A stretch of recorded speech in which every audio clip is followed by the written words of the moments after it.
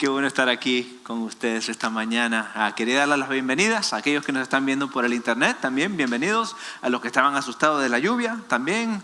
Si nos están viendo en la casa, hola, ya paró la lluvia, pueden venir si quieren. Pero estamos aquí glorificando y honrando al Señor. Qué bueno estar aquí en la casa de Dios. Quería decirle que yo sé que hemos estado hablando un poquito del proceso de la mudada acá, y Dios es muy, muy bueno. Dios es tan bueno con nosotros, hasta en los detallitos. Les cuento que mañana cerramos en la casa y la mudanza es el miércoles, o sea que ya vamos a estar en el área. Qué lindo, qué lindo. Y hoy día quería hablarles un poquito acerca de la felicidad. El libro de Salmos es un libro que es muy importante para no solamente los cristianos, pero para todo el mundo. Porque la verdad es que vemos en toda la Biblia que Dios se comunica con nosotros a través de la ley y a través de los profetas, pero en los salmos tú ves las emociones de los hombres, cómo Dios se comunica con nosotros y cómo nosotros nos comunicamos con Dios. Y este primer salmo es un salmo muy importante porque es como una introducción al resto de los libros, al resto de los pasajes en los salmos. Funciona y el capítulo 2 como una introducción a lo que vamos a ver en todos los salmos. Y con lo que empieza es con la felicidad. Esa es una de las emociones que vamos a ver. Y esta mañana vamos a ir al Señor en oración antes de empezar nuestro estudio. Señor, te damos las gracias. Te damos las gracias que eres bueno con nosotros. Señor, te damos las gracias por tu bendición, por tu misericordia en nuestras vidas. Te pido esta mañana que nos ayudes a poder entender estas palabras que vamos a leer. Que nos ayudes a no solamente escucharlas, Señor, sino darnos cuenta que tienen el poder para cambiar nuestra vida. Señor, tienen el poder de darnos verdadera felicidad. Ayúdanos a poder entenderlas y aplicarlas en nuestras vidas. Y es en el nombre de Cristo que oramos. Amén. El título del sermón de esta mañana es El camino a la felicidad. El camino a la felicidad. Si está tomando notas, le ruego que por favor escriba el título para que se acuerde de esto. Y es el camino a la felicidad. En el rango de emociones que tenemos los humanos, a nosotros la emoción que más nos gusta tener es la felicidad. A nosotros, aunque es bueno estar triste de vez en cuando, a veces estar preocupados, son buenas emociones, pero la felicidad es una de las emociones que siempre queremos tener. Es algo que nosotros buscamos la felicidad en toda cosa que pase. Es más, nosotros nos gusta tanto la felicidad que muchas veces por la felicidad nos hace hacer decisiones en la vida. Muchas veces a lo mejor has tenido problemas en tu casa, estás haciendo una decisión y le pides que alguien que te dé un poquito de consejo, que te dé un poco de sabiduría. Y muchas veces la respuesta que ellos te dan es: haz lo que te haga feliz. ¿Alguna vez han escuchado eso? Haz lo que te haga feliz. Haz lo que te traiga más gozo, lo que te traiga más felicidad. Mira, si no estás feliz en esta relación, si no estás feliz en tu matrimonio, vete, búscate otro que te haga feliz. Búscate otra persona que te traiga felicidad. Si no estás feliz en tu trabajo, renuncia, búscate otro trabajo. Búscate algo que te haga feliz. La vida del mundo, la sabiduría del mundo siempre te dice que escojas lo que te haga feliz. Date un capricho, vive tu vida, sigue a tu corazón, sé feliz. La verdad es que nuestro mundo busca la felicidad día tras día tras día.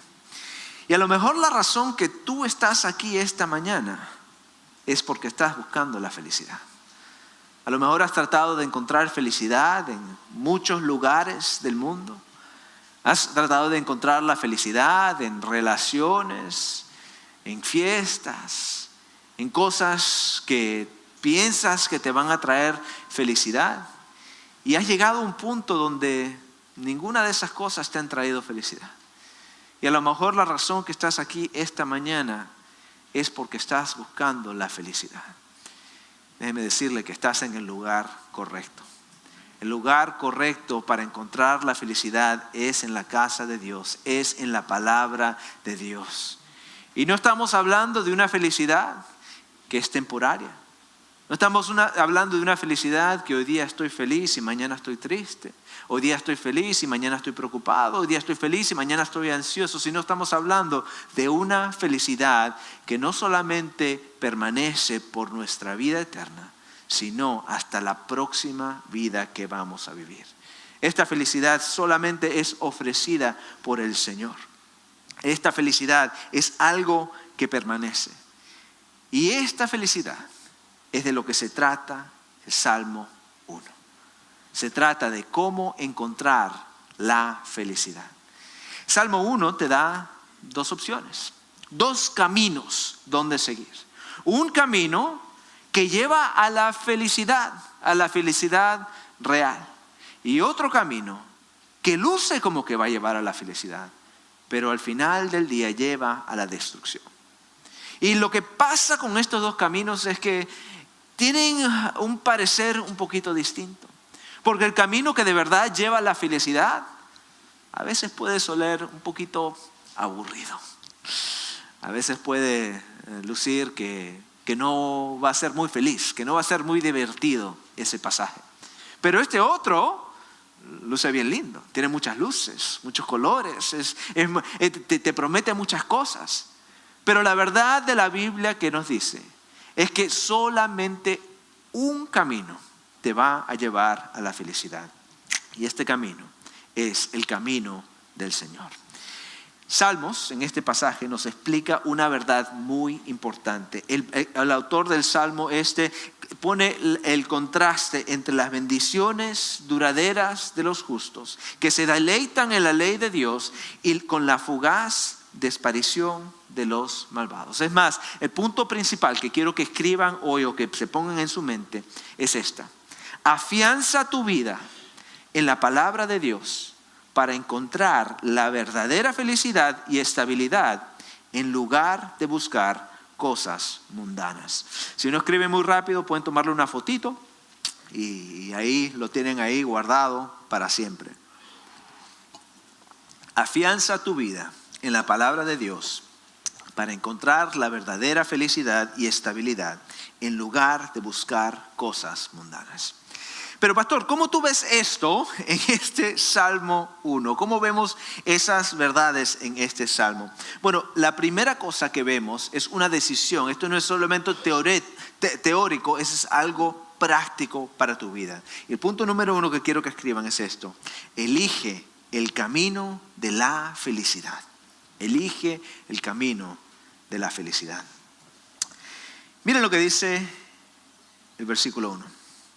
Dice: cuán bienaventurado es el hombre. Ahora, antes de seguir, quiero ver esa palabra, ese término bienaventurado, puede ser bendito, pero transmite más que solamente la felicidad. E implica un estado de satisfacción que es duradera, que no es por un solo momento. Es una felicidad que permanece más que hoy. Es más, otra forma de decir esta palabra, cuán bienaventurado, es decir, oh, qué feliz, oh, qué gozoso es el hombre. ¿Qué hombre? Bueno, aquí nos dice la palabra. Dice, cuán bienaventurado, qué feliz es el hombre que no anda en el consejo de los impíos, ni se detiene en el camino de los pecadores, ni se sienta en la silla de los escarnecedores. Ahora, estas tres primeras cosas, está hablando de las cosas que no deben de hacer o que no hacen aquellos que toman este camino a la felicidad. Los que no toman el camino a la felicidad, los que toman el camino a la felicidad no hacen estas cosas. ¿Qué es lo que no hacen? No se detienen en el camino de los pecadores, no se detienen en el camino de los pecadores, no se sientan en la silla de los escarnecedores, ni escuchan el consejo de los impíos. Y para ponerlo todo esto en una sola frase, Básicamente está diciendo, bienaventurados los que no tienen consejo de las personas que hacen el mal, de aquellos que son impíos o los que son pecadores, que no escuchan el consejo de aquellos que rechazan al Señor. Ahora, para poder darte una ilustración, aquí tú ves el proceso de cómo el mundo te para y te pone en el pecado. Empieza con alguien que está caminando, alguien que está en el camino, pero al caminar escuchan consejos de los malignos. Y al escuchar, como que se paran a escuchar. Y llega un punto donde están tan parados y tanto escuchando la sabiduría de los malignos que toman un asiento y paran de caminar en este camino. Para poder ilustrar esto un poquito más, uno de mis primeros trabajos que yo tenía fue trabajando para AT&T. ¿Cuántos de ustedes se acuerdan de las líneas de las casas? Había un teléfono en la pared. ¿Cuántos de ustedes todavía tienen teléfono en la casa? ¿Algunos? Okay, unos cuantos. Okay, no vamos a ponerlo así para que nadie se avergüence. Pero todavía hay algunos teléfonos de la casa por ahí. Pero yo trabajaba en esto, uno de mis primeros trabajos, vendiendo líneas de la casa. Pero yo lo hacía en las tiendas del teléfono celular. O sea que como trabajaba era que cuando venían las personas con su problema con su celular, venían a la tienda para que se lo arreglen, yo estaba ahí esperando. Yo estaba esperando que terminen lo que estaban haciendo, y cuando terminaban, ahí es que yo iba. Y yo era un buen vendedor. Yo me gradué en ventas, en negocios. Yo iba donde ellos y ellos estaban haciendo sus cosas. Yo decía, ¿me permites un momentito de tu tiempo? Quiero ayudarte a ahorrar un poco de dinero en tu línea telefónica de la casa. Y cuando ellos a veces escuchaban eso, muchos seguían caminando. Decían, no, gracias, no quiero nada de eso. Pero algunos paraban y se quedaban parados y empezaban a escuchar. Ahorrar dinero, claro que sí. ¿Cuántos no les gusta ahorrar el dinero? Y sí, quiero ahorrar dinero en mi línea telefónica. Y se paraban. Y yo, para poder entender qué tipo de línea o qué planes tenían, yo tenía que llamar a la oficina central para ver qué plan tenían. No había computadora para ver eso. Y mientras yo llamaba, yo le decía, mira amigo, ven, toma un asiento. Les traía una silla y les decía, mira, siéntate aquí y espérame ahí. Y en el momento que ellos se sentaban, sabía que yo tenía la venta. Porque yo sabía que en el momento de cuando ellos estaban caminando y los paraba y se sentaban, ahí ya los tenía. Y esa misma ilustración es verdad en este pasaje. Muchas veces nosotros estamos en el camino a la felicidad. Estamos caminando con Dios mano a mano, pero algo viene donde ti y te dice, mira, tengo algo que te va a hacer feliz. Te vas a ahorrar un poquito de dinero. Vas a tener las mejores relaciones. Va a ser algo bien divertido. Es algo que te va a traer mucha felicidad. Y nosotros, ¿qué hacemos? Paramos de caminar y nos paramos a escuchar. Y llega un punto donde escuchamos y escuchamos y escuchamos hasta llegar al momento que nos sentamos y paramos de caminar en ese camino que Dios nos ha puesto delante. Pero la palabra de Dios nos dice que cuán bienaventurado es el hombre que no anda en el consejo de los impíos, que ni se detiene en el camino de los pecadores, ni se sienta en la silla de los escarnecedores. Perdón al que se sienta en esa silla, pero eso no es tuyo. Pero ¿qué es lo que hace? Mire lo que sigue. Dice, sino que en la ley del Señor está su deleite. En su ley medita de día y de noche. Me imagino que muchos de nosotros tenemos este versículo memorizado. Es un versículo lindo para poder ver qué es lo que debemos de hacer. Meditar en la palabra de Dios y deleitarnos en su palabra. Y qué lindo es escuchar eso, pero la verdad, si somos honestos, muchas veces no tenemos deleite en la palabra del Señor. muchas veces nos aburrimos con la palabra del Señor. Muchas veces leemos la palabra de Dios por obligación en vez de por deseo. Yo estaba en ese momento muchos años atrás. Yo leía la Biblia porque pensaba que era mi deber.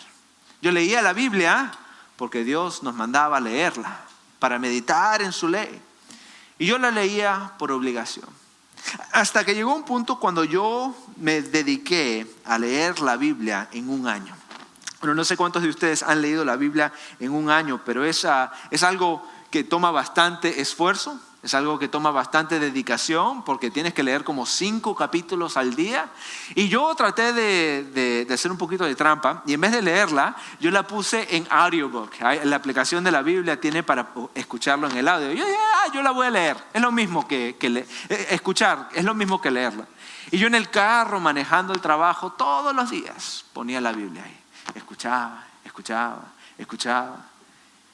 Pero no me había dado cuenta que aunque yo lo estaba haciendo por deber, la palabra de Dios estaba impactando mi vida.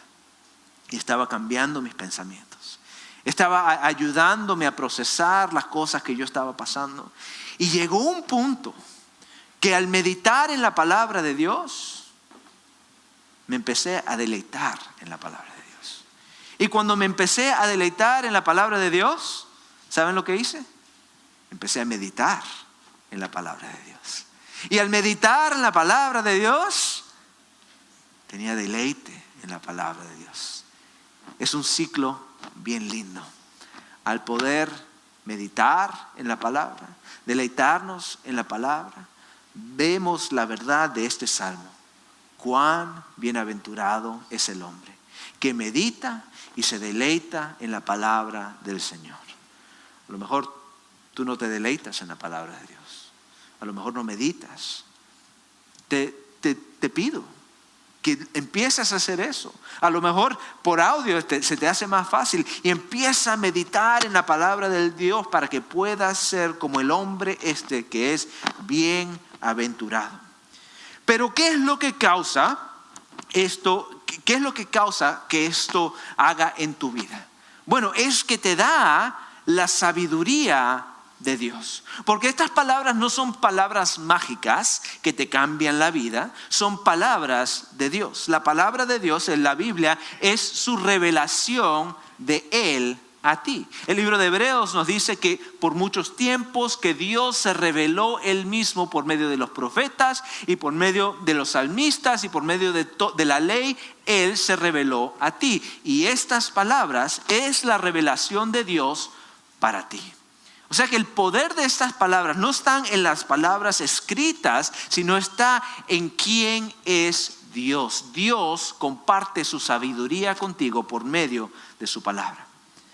Pero el problema es que hay mucha sabiduría allá afuera. La sabiduría de Dios o la sabiduría del mundo. Pero miren lo que Pablo dice acerca de la sabiduría de Dios contra la sabiduría del mundo. 1 Corintios 1 nos dice esto. Porque la palabra de la cruz es necedad para los que se pierden. Pero para nosotros los salvos es poder de Dios. Porque está escrito: destruiré la sabiduría de los sabios y el entendimiento de los inteligentes desecharé. ¿Dónde está el sabio? ¿Dónde está el escriba? ¿Dónde está el que sabe discutir en este siglo? ¿No ha hecho Dios que la sabiduría de este mundo sea necedad? Pues ya que en la sabiduría de Dios el mundo no conoció a Dios, por medio de su propia sabiduría agradó a Dios mediante la necedad de la predicación salvar a los que creen. Tú y yo, nosotros, Dios hizo esto para nosotros. Versículo 22. Porque en verdad los judíos piden señales y los griegos buscan sabiduría. Pero nosotros predicamos a Cristo crucificado, el evangelio de Jesucristo, piedra de tropiezo para los judíos y necedad para los gentiles. Sin embargo, para los llamados, para ti y para mí, tanto judío como griego, Cristo es poder de Dios y sabiduría de Dios. Porque la necedad de Dios es más sabia que los hombres. y la debilidad de Dios es más fuerte que los hombres. En otras palabras, vemos en este pasaje que la razón que es bienaventurado el hombre es porque ve la sabiduría de Dios. Permanece conociendo a Dios más y más cada día. Pero ¿qué es lo que hace esto en tu vida? ¿Cómo cambia esta información saber quién Dios es en tu vida? Eso es lo que vamos a ver en los otros dos versículos. Dice, el punto número 2 que quiero que escriban es disfrute de la prosperidad de la rectitud. Disfrute de la prosperidad de la rectitud. Como muchos de los salmos, ahora el autor de este salmo empieza con una ilustración. Es una imagen que él está pintando. Y la primera imagen que él pinta es la imagen de un árbol. ¿Cuántos de ustedes han visto, tienen árboles en sus casas? ¿Algunos de ustedes tienen árboles en su casa? Ok. ¿Cuántos han visto después de un huracán que un árbol está caído y con las ramas todas arriba? Ok. Esos árboles no tienen un fundamento en la tierra. Pero escuchen lo que la Biblia dice acerca de esta persona, cómo va a lucir. Miren este tipo de árbol. Dice el versículo 3. Este hombre bienaventurado será como árbol plantado junto a corrientes de agua, que da su fruto a su tiempo y su hoja no se marchita. En todo lo que hace, prosperará. Y ahora leemos esto y decimos, pero qué lindo. Buscar en la palabra del Señor, meditar, nos va a traer prosperidad. Y la prosperidad es buena. La prosperidad nos trae ¿qué? Felicidad. ¿Cuántos de ustedes quieren prosperidad? Creo que todos de nosotros queremos prosperidad, ¿no? Y vemos esta imagen y decimos, mira, vamos a ser prósperos. Vamos a dar muchos frutos, todo va a ser bueno en nuestras vidas, nada nos va a fallar, todo va a ser bonito y lindo. Pero esa no es la imagen que está pintando este pasaje. Sí vas a tener prosperidad.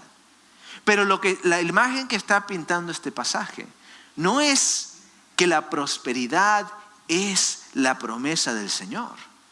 Lo que está hablando este pasaje es qué tan firme es el árbol. Para poder explicarle esto un poco más, quiero que vayan a este pasaje en Jeremías que da la misma ilustración. En Jeremías capítulo 17, versículo 7 dice esto. Bendito, la misma palabra, o bienaventurado, es el hombre que confía en el Señor, cuya confianza es el Señor. Será como árbol plantado junto al agua, la misma imagen, que extiende sus raíces junto a la corriente. No temerá cuando venga el calor y sus hojas estarán verdes. En años de sequía no se angustiará ni cesará de dar fruto. Para poder entender esta imagen tienen que ver la otra imagen. Porque la comparación que hace entre estas dos imágenes es importante. No es solamente que vamos a tener prosperidad, sino que en los tiempos difíciles ese árbol permanecerá. Pero ¿qué pasa con aquellos que no ponen su confianza en Dios? Mire lo que dice el versículo 4. Dice así: no así los impíos, que son como la paja que se lleva el viento. Ahora, para poder darles una imagen más vívida, traje un poquito de ilustraciones. ¿Cuántos de ustedes han hecho trigo o han cosechado trigo? Algunos de ustedes en sus países, me imagino que en algún momento han visto el trigo, pero me imagino que en este país ustedes no consiguen su trigo del campo, lo compran en Publix, lo compran en Walmart. Yo lo compré en Amazon, una decoración para el otoño. Pero quería enseñarle el proceso de cultivar el trigo. Vamos a quitar unas cuantas cositas aquí, un poquito para hacer la ilustración. Y el proceso de cultivar trigo era un poquito complicado, pero las personas eran muy sabias de cómo cultivarlo. Ellos crecían el trigo y después agarraban como un cuchillo, con una cuchilla que es como una L, y ellos cortaban el trigo. Y al cortar el trigo venían todas estas estas semillitas que están aquí arriba. Y cada una de estas semillitas, lo bueno, el trigo, lo que está adentro para hacer el pan, está adentro, la semillita que está adentro. Pero afuera de la semillita, ¿ven esas cositas que están como ahí flotando? Esa es la parte de afuera del trigo y eso es lo que le decían la paja. Esa parte que cubre el trigo. Ahora, es un poquito difícil ponerte a sacar la paja de cada trigo, ¿no? Porque necesitas un montón para hacer harina. Vas a tener que tener un proceso más efectivo que sacarle uno por uno cada una de estas cosas. O sea, lo que ellos hacían es cortaban el trigo, lo ponían en un lugar y le daban con una vara y le daban y le daban y le daban, y lo que hacía es que la semilla y la paja como que se separaba y se caía al piso. Ahora, el problema es que no lo puedes hacer así, porque si mezclas la paja con el trigo, lo que va a pasar es que vas a tener trigo con paja y eso no funciona. O sea que había que separar el trigo de la paja. Lo que hacían era tomaban como un tenedor, ¿saben lo que es un pitchfork? Esas cosas que son grandes que los campesinos usan. Okay, ellos agarraban eso y lo tiraban al aire. Y al tirarlo al aire, lo que pasaba era que lo que era pesado, el trigo que era más pesado, se caía al piso y ellos cosechaban eso. Pero la paja era tan liviana que volaba en el aire. Y se iba cuando venía el aire, o sea que tenían que hacer algo en el aire libre, lo ponían arriba y el aire venía y se llevaba toda la paja y ellos se quedaban con el trigo. Ese era el proceso de cultivar el trigo. Ahora, ¿por qué es eso importante? Bueno, para que ustedes entiendan lo que está pasando en este pasaje. Ustedes no son campesinos, me imagino, o sea que muchos no saben lo que ellos sí sabían.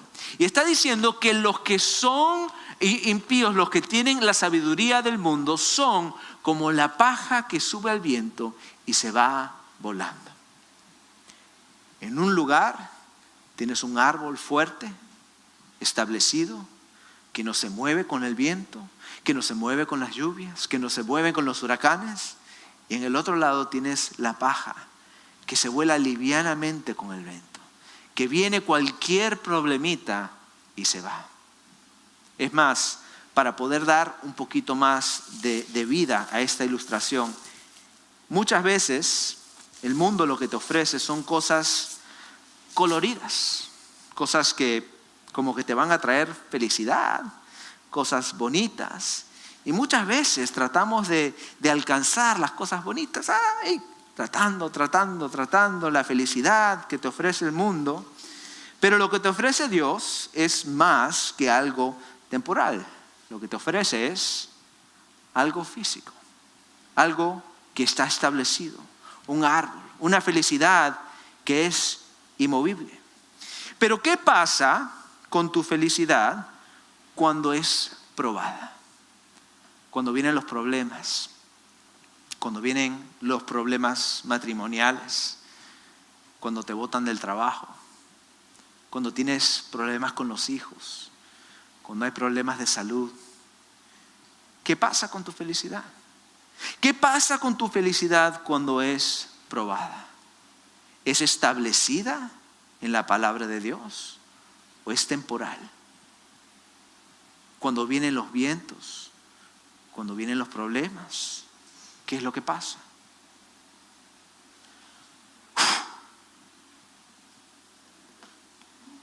Ahí se fue tu felicidad. Tan fácil como vino la felicidad, se fue. Pero ¿qué pasa cuando tu vida está establecida y enfocada en la palabra de Dios? Tu gozo es inmovible. Tu gozo no se te puede quitar.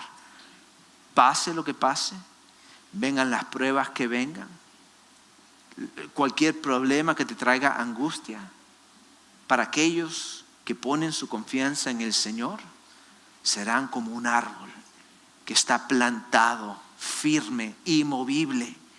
No importa lo que venga en el mundo. Tenemos la confianza en Cristo, que Él está en control. No podemos poner nuestra confianza en las cosas temporales. No podemos poner nuestra confianza en las cosas que vienen y se van. Es más, el autor del libro de Eclesiastés nos habla un poquito de esto. Nos dice de todos los lujos y las cosas que hay en el mundo. Dice que he visto todas las obras que se han hecho bajo el sol. Todas las diversiones, todas las cosas buenas, bonitas, todas las cosas que te traen felicidad. Y he observado que todo es vanidad y correr tras el viento. Como tratar de agarrar la felicidad y no poder agarrar porque se te va de la mano. Es como correr atrás del viento. Tratar de agarrar el viento. No puedes. Entonces, el autor de Eclesiastés termina en el capítulo 12, después de decir todas las cosas que él ha probado, todo lo que él trató de encontrar, la felicidad, y mira cómo termina. La conclusión, cuando todo se ha oído, es esta: teme a Dios y guarda sus mandamientos, porque esto concierne a toda persona, porque Dios traerá toda obra a juicio, junto con todo lo oculto, sea bueno o malo. La verdad es que este enfoque en la palabra y la persona de Dios no solamente es bienaventurado el hombre que se enfoca en esta vida. No solamente la prosperidad y los beneficios vienen en esta vida, sino también en el juicio que hay de venir. Miren el próximo versículo. Quiero que escriban esto en el punto número 3. Permaneced firmes en el día del juicio. Permaneced firmes en el día de juicio. Los últimos 2 versículos cambian el enfoque.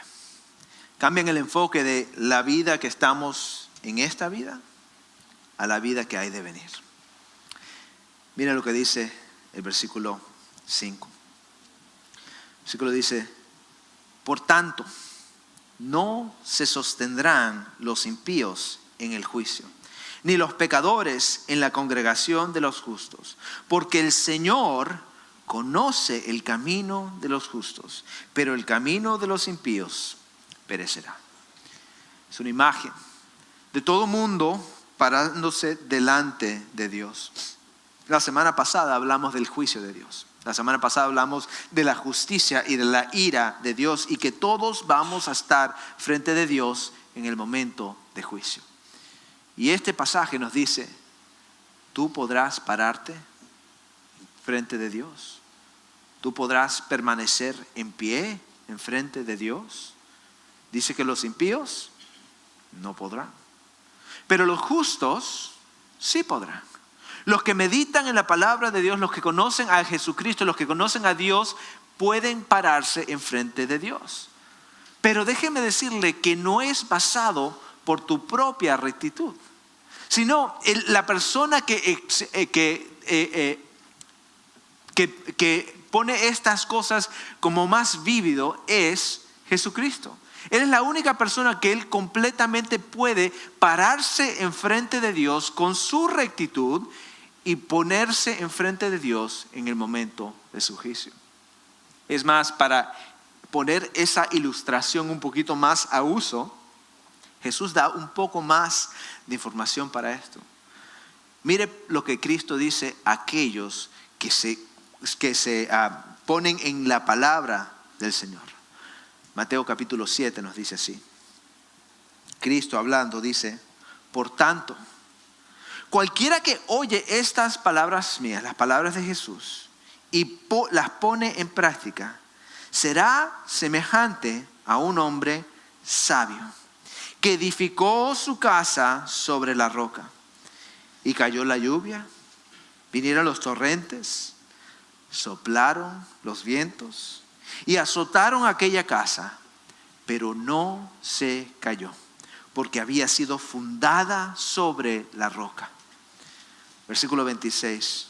Todo el que oye estas palabras mías y no las pone en práctica será semejante a un hombre insensato que edificó su casa sobre la arena, y cayó la lluvia, vinieron los torrentes, soplaron los vientos y azotaron aquella casa, y cayó, y grande fue su destrucción.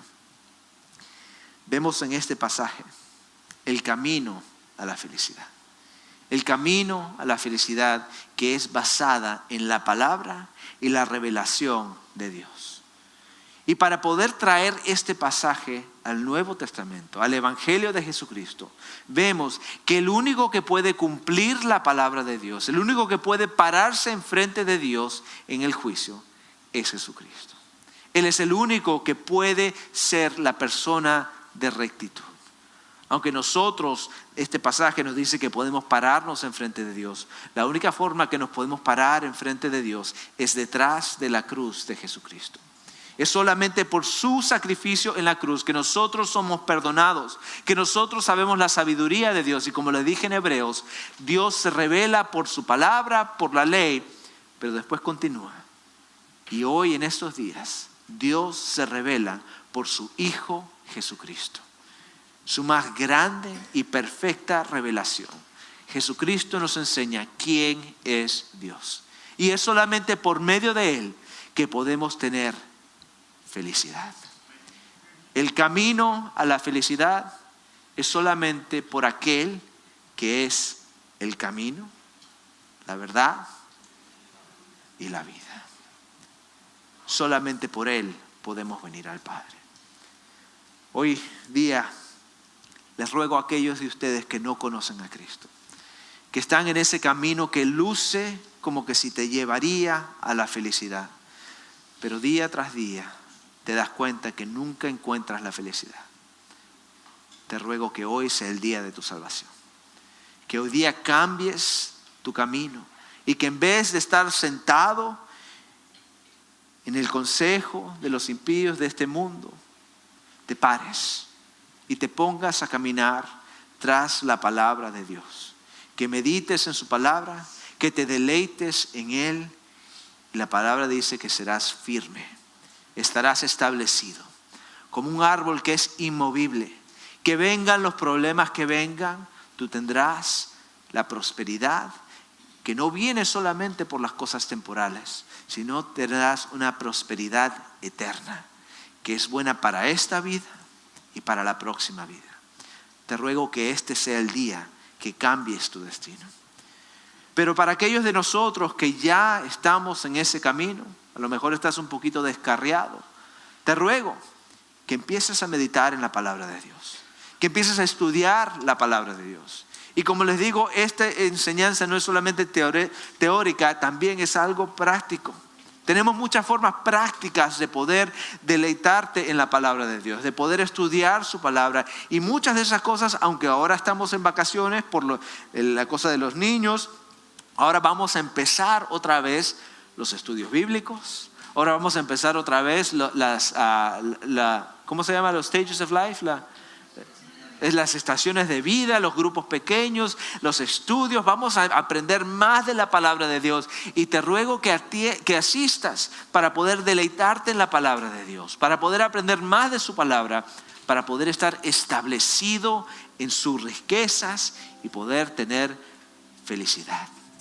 No felicidad temporal, pero felicidad eterna. Te ruego que no dejes que este momento pase y que te enfoques en la palabra del Señor. Oremos.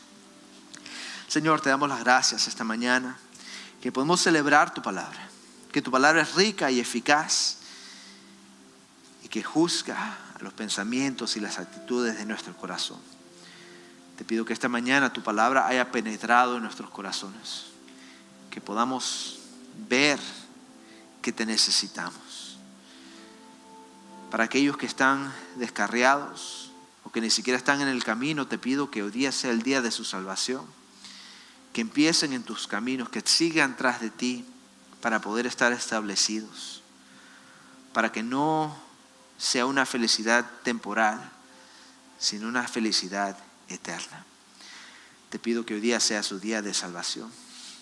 Te pido para aquellos de nosotros que somos tus hijos, que nos ayudes a poder deleitarnos en tu palabra más.